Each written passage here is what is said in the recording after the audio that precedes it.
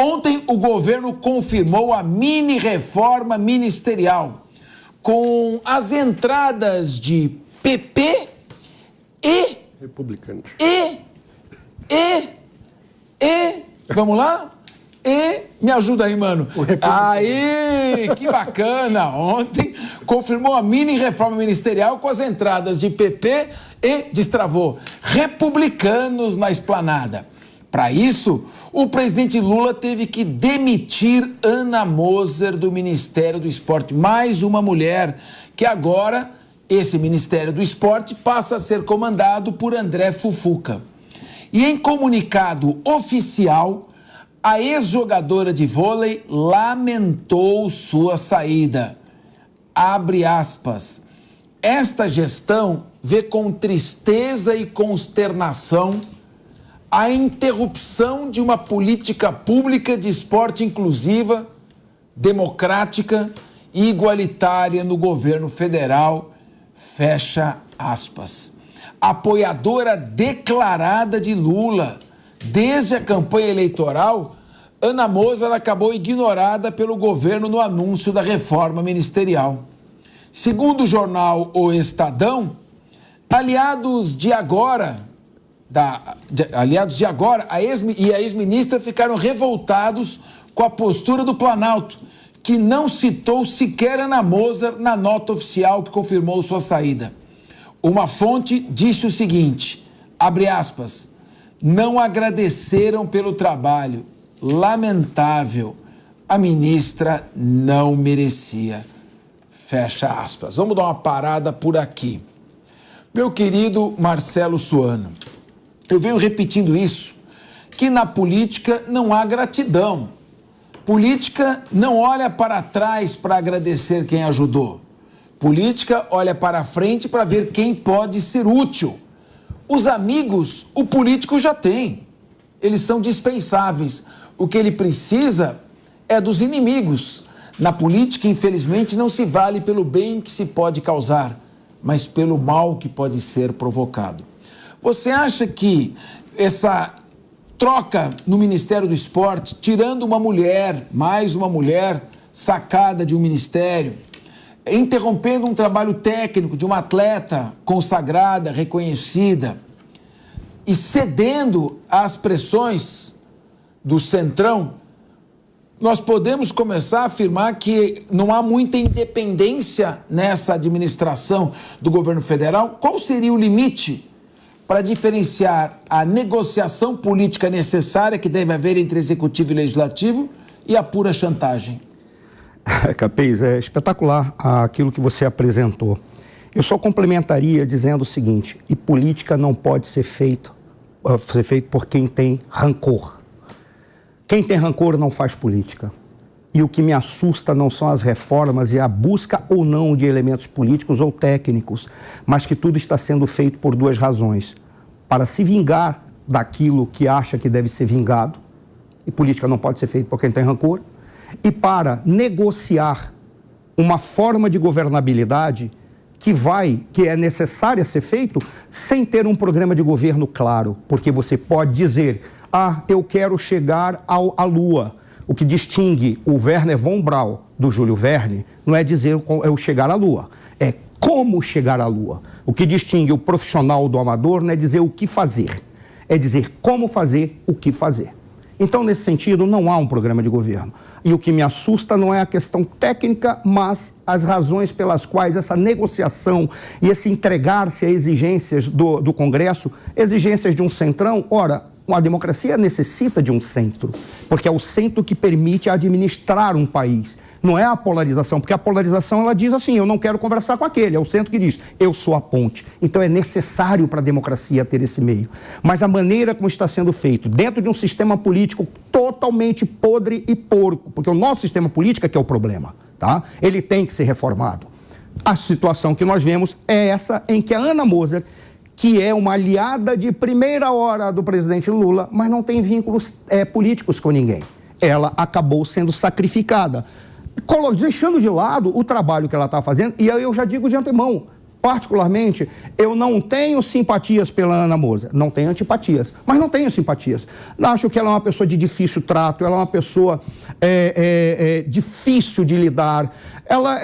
Mas eu não conheço o suficiente do trabalho de gestora dela. Isso eu não conheço. Tecnicamente se diz que ela foi uma grande atleta, mas o fato de ter sido uma grande atleta no vôlei não significa que ela entende do esporte como um todo. É outra questão também. No entanto, é muito melhor ela do que alguém que não tem nenhum conhecimento de esporte, independentemente, por isso que eu estou fazendo essas críticas a ela, para dizer, independentemente disso, ela é melhor do que o outro que não tem conhecimento de esporte e vai estar lá apenas por política. Eu só complemento dizendo que quando se fala de técnica, são 3 técnicas que precisam ser levadas em consideração. A primeira, para escolher uma autoridade.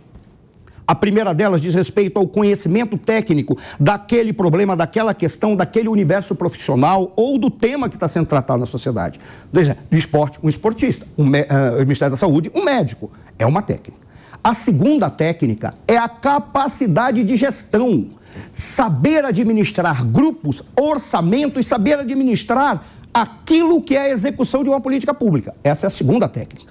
A terceira técnica é o conhecimento do ambiente político e da negociação política, que isso não tem livro para ensinar. Não existe. Você aprende fazendo. São 3 técnicas. Muitas vezes, um cara que só tem a técnica política, se ele for humilde, ele consegue reunir técnicos assessorando eles da parte do conhecimento e daqueles que são bons gestores. E esse cara acaba sendo o ponto de articulação. O problema é que nós estamos vendo que essas técnicas todas estão sendo jogadas no lixo em função apenas da política de baixo nível. E o que é a política de baixo nível? Não é a política de baixo nível intelectual, moral, não é isso não. É a política pelo poder. Essa é a política de baixo nível, só pelo poder. E é isso que está sendo negociado. É a política do toma lá, dá cá. É isso. Mano, o governo, quando se elege, ele tem uma plataforma de gestão. Deveria ter, pelo menos. Pelo menos deveria. Então você faz um projeto para o esporte, chama uma pessoa da sua confiança. Quando já começa com 9 meses de governo, até essa troca de ministérios, e mais, hein? Não é só o Ministério do Esporte. Há comentários de que o PP pretende inflar o Ministério de Esportes com uma pauta de assistência social, que é uma pauta própria do governo. O governo já está se entregando para o Centrão muito cedo, não deveria o presidente Lula tentar fazer um certo enfrentamento? Está entregando praticamente metade da gestão para o Centrão, que foi adversário dele nas eleições. Pois é, eu acho que mais do que a questão de ter ou não o Centrão no governo, a questão são os termos da negociação. Como você negocia com o Congresso? Porque aquilo, nosso sistema político pressupõe que o executivo, que representa o voto majoritário na eleição, precisa necessariamente negociar os seus projetos com o legislativo, que representa a pluralidade da sociedade, uma composição muito mais ampla. Então, é necessário, sim, haver negociação. Mas a negociação se dá em que termos? Não pode ser apenas cargo por cargo, recurso por recurso. É preciso ter agenda para o país. O que, afinal de contas, é o propósito deste governo para a área do esporte? Isso que não está claro. E veja, não somos nós que estamos dizendo que não está claro. A própria gestão da Ana Moser, ao sair, escreve para que todos leiam de que o ciclo de implantação do programa que ela estava tentando implementar foi interrompido. Então, é a avaliação da própria ministra que deixa o cargo. Então, ela não está dizendo que o novo ministro chega para dar continuidade à política, para fazer uma melhor articulação política no avanço de uma agenda de propostas de política pública para o esporte. Não, a própria equipe da Ana Moser diz que está havendo uma ruptura da política pública que estava sendo implementada. E veja, em 8 meses... Você não tem tempo de implementar e chegar até a ponta, qualquer que seja a política pública, de uma forma estruturada e efetiva. Então, o que a gente está falando é que, basicamente, o governo abriu mão de ter uma política pública esportiva, porque, afinal de contas, qual é a agenda do Fufuca ou do PP para os esportes brasileiros? Ninguém sabe, ninguém viu, isso nem entra em pauta. Tanto que, quando havia especulação sobre o nome do Fufuca assumir um ministério, se falava que podiam ser vários ministérios. Então, o tema, o tipo de política pública a ser desenvolvido era o que menos importava. O grande interesse era trazer o PP e o Fufuca, especialmente, para dentro do governo. Lembrando, o Fufuca é um político com história.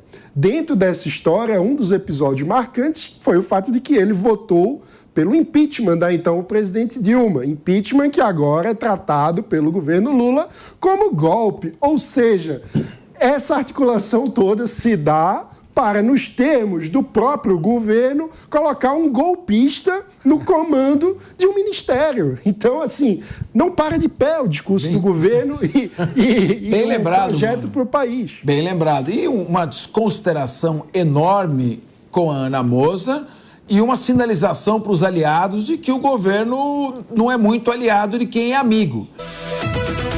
Estamos voltando aqui com linha de frente. Já vimos que a Ana Moser já perdeu o Ministério do Esporte para o PP, partido cujo presidente Ciro Nogueira disse que é oposição declarada ao governo Lula. E perdeu o ministério, como lembrou aqui o Mano, para um deputado que votou pelo impeachment da presidente Dilma Rousseff, classificado como golpe pelo presidente Lula. Que confusão, não? Mas é o Ministério do Esporte, parece que ele vai ser inflado com assistência social, vai tirar uma parte do programa de assistência social do PT, ainda não está confirmado, mas pelo menos é o Ministério do Esporte, vamos dizer assim, das coisas mais importantes, talvez não seja aquela fundamental para a economia do país. Mas espera um pouquinho, o que está aparecendo aqui? Quem também perdeu o seu ministério foi Márcio França, que deixou a pasta importantíssima e estratégica de portos e aeroportos para dar lugar ao deputado Silvio Costa Filho, agora do Republicanos, partido que apoia, que é do governador de São Paulo, Tarcísio de Freitas, que é fiel aliado de Jair Bolsonaro. Então tá uma confusão que o cenário político ninguém está entendendo nada. França, bom político, experiente, preferiu botar panos quentes na sua saída, publicou uma foto de Lula com o governador de São Paulo, Tarcísio de Freitas, que é do Republicanos, como eu falei, e na legenda ele colocou o seguinte, abre aspas, saúdo o Lula por trazer para o governo Tarcísio de Freitas e seu partido para nos apoiar. O Brasil voltou, fecha aspas. Tá me parecendo um pouquinho de ironia para quem tiver um pouquinho de perspicácia. Para quem tem um mínimo de perspicácia, tá me parecendo mais uma agulhada, né? Lembrando que Márcio França deve assumir esse ministério aqui, qual que é, mano? Do empreendedorismo, cooperativismo e economia criativa. Mas é um ministério que ainda não existe. Mas ele deve assumir esse ministério que deve ser muito importante, né? Bom, então, nessa reforma sai o Márcio França, e o que eu acho, o Diego Tavares, importante é o seguinte, está na presidência do Porto de Santos um advogado de absoluta respeitabilidade, uma pessoa correta, acho que todos aqui conhecem, colega do Alexandre Bissoli, um advogado, foi secretário de Justiça do município de São Paulo, com uma excelente participação, e estava fazendo um belíssimo trabalho de modernização do Porto. O Porto de Santos é estratégico para escoar as nossas exportações. Essa reforma está começando a ficar mais cara do que os 12 bilhões de reais gastos em emendas parlamentares. Até que ponto vai chegar essa reforma? Diego Tavares.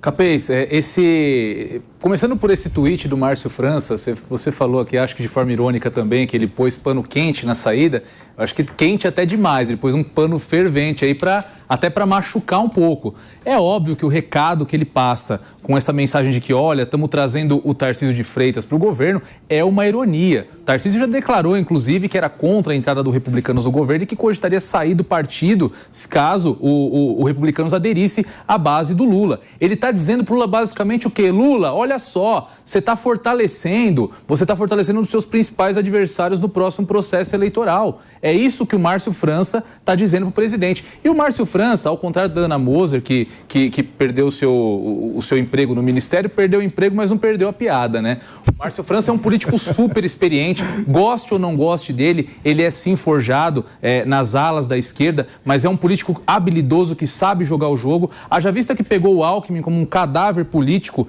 após as eleições de 2018 e entregou um vice-presidente da República. Para quem não sabe, foi ele que construiu a ponte entre Lula e Alckmin para que fosse construída a chapa que chegou à vitória das eleições presidenciais. Como é que será que está a cabeça dele? Porque se ele não traz o Geraldo Alckmin, ele fez articulação. Exato. Se ele não traz o Geraldo Alckmin, dificilmente viria o centro moderado, o centro-esquerda, vamos dizer assim. Sem dúvida o Lula teria perdido a eleição. Viria. Aquele centro que é esquerda e fala que é centro. Exato. Poderia ter ido possível. Para Bolsonaro. Ele deve estar agora se sentindo pior que a Ana Moser, porque ele foi um pivô. Não, ele foi traído. Agora, deve estar ouvindo sertanejo de sofrência até agora. O Márcio França é meu amigo. E eu sempre disse para ele que ele me lembra muito aqueles advogados de júri experientes, tipo Carvalho Pinto, faz aquele aparte jocoso, faz uma ironia, dificilmente fica nervoso.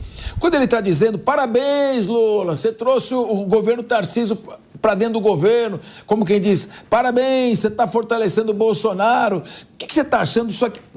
Olha, não está com boa aparência esse tipo de coisa. Isso não vai dar certo, hein? Capês, vamos fazer uma leitura um pouco e sem deixar de contemplar as falas que já foram trazidas aqui, mas em respeito a essa fala do Tarcísio.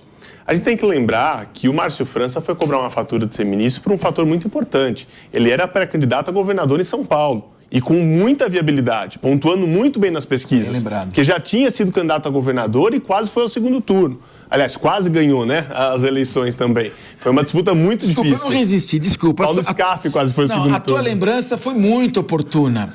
Olha o que você está dizendo, eu quero que você explore isso.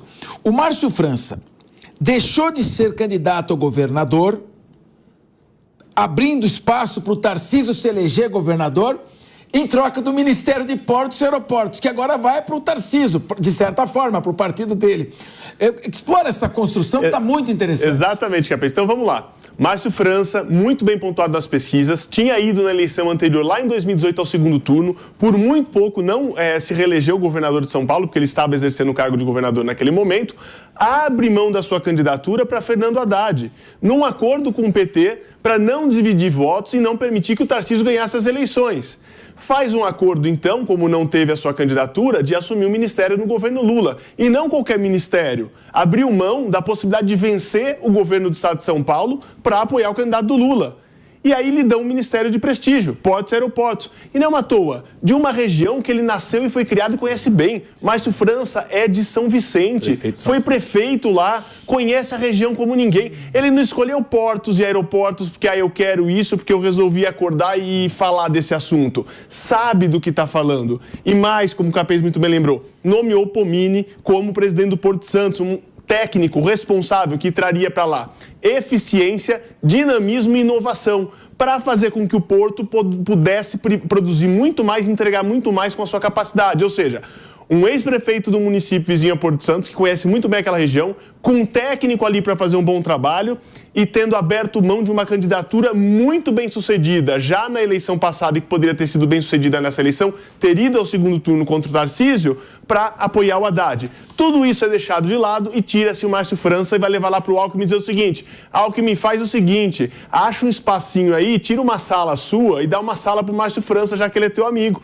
já que ele te ajudou a me trazer aqui para vice do Lula e etc., dá um espacinho aí do seu ministério, porque não existe ministério de pequenas empresas, não existe um prédio, vai ser uma sala ao lado do Alckmin. O Alckmin vai ter que desalojar alguém, comprar uma mesa nova, um computador novo e dar para o Márcio França ali ao lado dele. Só vai ter um título de ministro, porque nem sala e a secretária deve ser a mesma. No melhor é isso que vão fazer. Maria o Matheus com o embale. Exatamente. E aí é onde vem também essa questão do Tarcísio.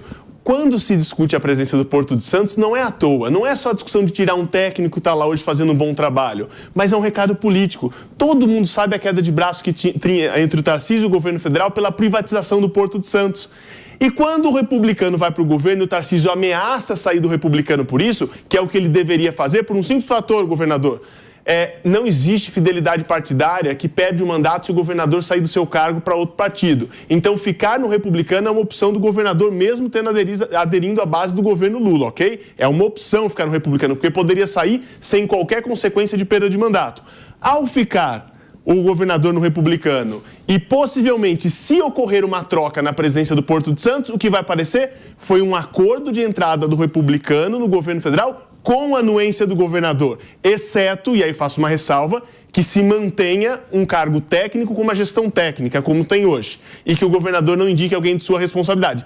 Aí talvez a gente tenha uma condição que não seja com a conivência do governador. Mas a mudança da presidência do Porto de Santos hoje implica necessariamente na conivência do governador Tarcísio com o embarque do Republicano ao governo federal. Bom, eu espero que pelo menos, com todas as críticas que eu tenho feito e faço essa troca, sobretudo porque eu conheço o Anderson Pomini e conheço também o Márcio França, que, como lembrou o Bissoli, é da região, pelo menos que essa troca possa sinalizar um aceno à privatização do Porto de Santos e o governo se afastando daquela pauta estatizante, socialista e retrógrada de querer estatizar tudo. Pelo menos a gente espera que faça isso.